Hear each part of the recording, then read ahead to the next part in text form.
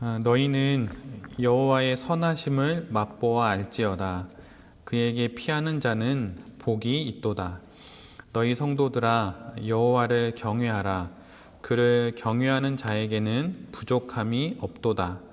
젊은 사자는 궁핍하여 줄일지라도 여호와를 찾는 자는 모든 좋은 것에 부족함이 없으리로다. 아멘. 오늘은 시편 34편의 말씀을 가지고 하나님을 맛보는 사업이라고 하는 제목으로 함께 하나님 말씀을 나누려고 합니다. 오늘 저희가 시편 34편을 1절부터 끝까지 다 함께 읽지는 않았지만 이 시편 34편 중에 제일 유명한 말씀이 오늘 함께 봤던 말씀이에요. 그래서 여호와의 선하심을 맛보아 알지어다, 이런 말씀이죠. 그런데 사실 이 시편은 다윗이 이렇게 말할 수 없는 상황 가운데 쓴 시입니다. 그러니까 다윗이 사울에게 쫓겨서 도망자의 삶을 살지요. 그러다가 더 이상 이스라엘에는 머물 수 있는 곳이 없게 됩니다. 그래서 이스라엘의 국경을 넘어서 이방 나라에 이르게 돼요. 근데 그때 이방 나라의 왕인 아비멜렉 앞에서 다윗이 미친 척 하면서 간신히 위기의 순간을 모면하는 그런 내용이 성경에 기록되어 있는데, 바로 그 순간에 쓴 시가 바로 오늘 시편 34편입니다. 영웅에서 도망자로, 그리고 도망자에서 한순간 이제는 미치광이가 되어서 살게 된 다윗이 하나님께 올려드린 기도가 바로 오늘의 본문이에요. 그런데 그 시에서 다윗은 이렇게 고백을 하는 거죠. 너희는 여호와의 선하심을 맛보아 알지어다. 지금 다윗은 그의 인생 중에 가장 쓰디쓴 맛을 보고 있는 중이죠. 그런데 그는 그 가운데서 하나님의 선하심을 자신도 맛보았고 너희도 맛보아야 한다고 그렇게 권면하고 있는 거예요. 다윗 그는 하나님의 선하심을 읽어보라고 말하지 않습니다. 성경에 나와 있는 그 하나님의 선하심, 그 기록을 한번 읽어보라고 말하지 않고, 하나님의 선하심이 저기 있으니 한번 만져보라고 말하지 않아요. 그리고 먹어보라고도 말하지 않습니다. 그는 하나님의 선하심을 맛보라고 말하고 있어요. 무엇인가를 먹는 행위는 참으로 인간이 가지고 있는 행위 중에 정말 독특하고도 신비로운 행위인 것 같아요. 내 몸 밖에 있는 것을 내 몸 안으로 받아들이는 그 과정을 통해서만이 경험할 수 있는 것이기 때문이죠. 그런데 다윗은 그렇게 먹으라고 말하지 않고 더 깊은 의미로 맛보라고 이야기를 합니다. 맛을 보는 것과 먹는 것은 다른 것이죠. 먹는 것이 식욕을 채우기 위해 본능적으로 하는 행위라고 한다면, 맛본다는 것은 그런 본능적인 행위를 넘어서 의식적인 행위입니다. 그래서 의미를 찾기 위한 시간의 지체가 있고 그 속에서 무엇인가를 찾아내는 것이 바로 맛보는 것이죠. 그리고 그렇게 소요되는 그런 시간 속에서 더 깊은 곳으로 나아가는 과정이 바로 맛보는 것입니다. 마치 밥을 뜸들이듯 그렇게 더 깊은 맛을 느끼는 과정이 바로 맛을 보는 과정이죠. 그런데 지금 다윗은 그렇게 하나님을, 그리고 하나님의 선하심을 맛보고 있다고 말하고 있어요. 가장 쓴 인생 속에서 선하심을 더 깊게 맛보고 있다고 다윗은 말합니다. 어둠 속에서, 아주 칠흑 같은 어둠 속에서 작은 빛이 더 뚜렷하게 잘 보이듯 지금 다윗은 쓰디쓴 인생의 그 시간 속에서 하나님의 선하심을 제대로 맛보고 있다고 그렇게 말하고 있는 것이죠. 중용이라는 책에 보면 이런 문장이 나와요. 인막불 음식야 선능 짐이야, 이런 말인데요. 이 말의 뜻은 사람이 마시고 먹지 않는 이가 없지만 그 맛을 알 수 있는 사람은 참으로 드물다, 이런 뜻입니다. 모두들 저마다 살아야 하고 또 생명이 있기 때문에 먹고 마시지만 정작 그 맛을 제대로 아는 사람은 드물다고 말하는 거예요.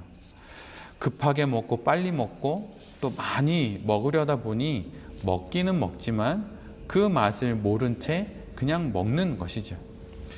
그런데 우리가 하는 사업도 그럴 수가 있어요. 사업을 한다고 다 같은 사업은 결코 아닙니다.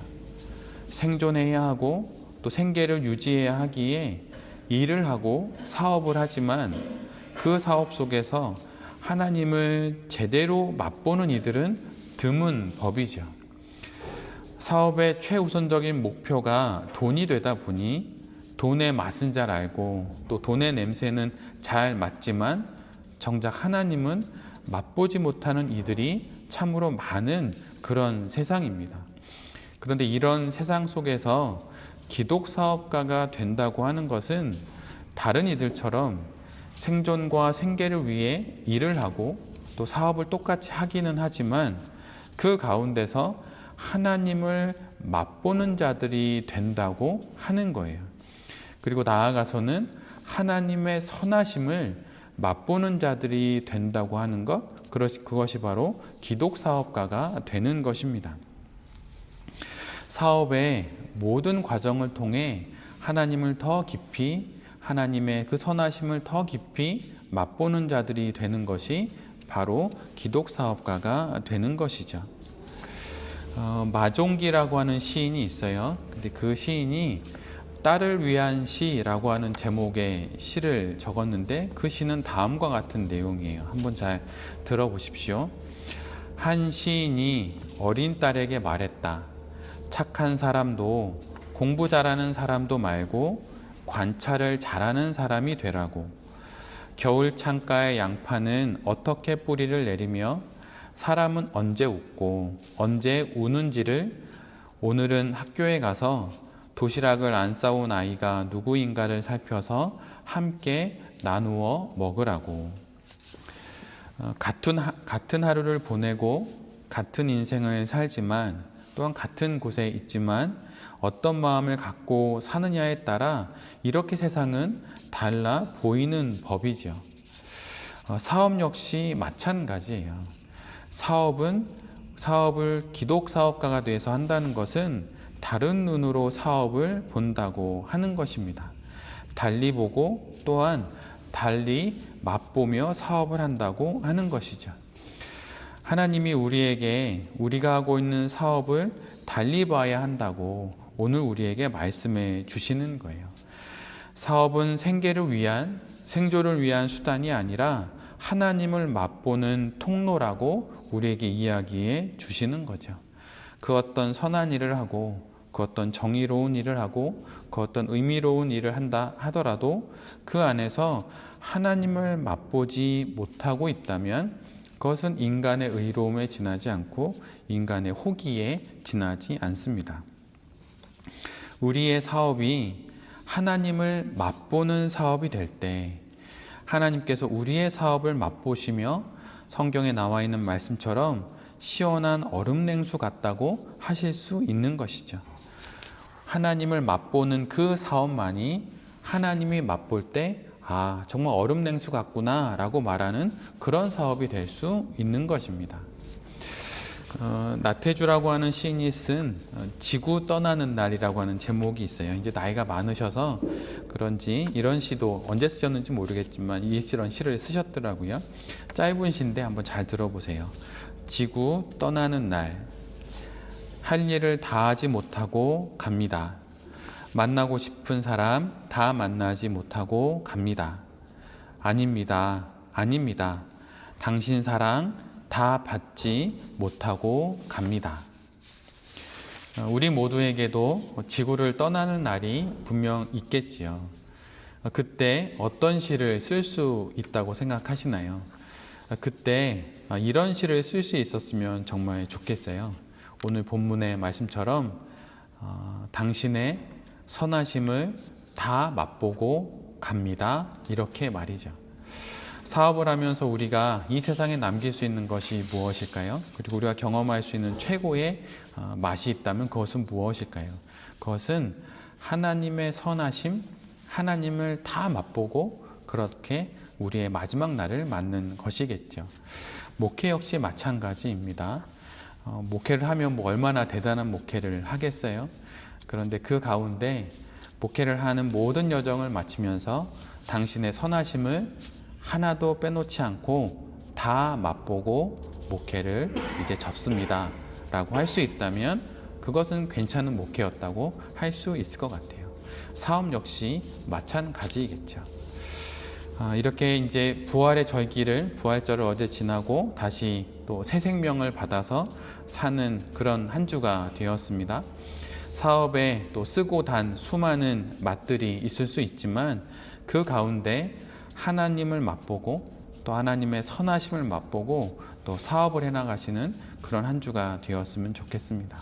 그리고 그렇게 하나님의 선하심을 잘 맛보는 사업가라면 당연히 더더욱 점점 더 선한 사람이 되어 가겠죠.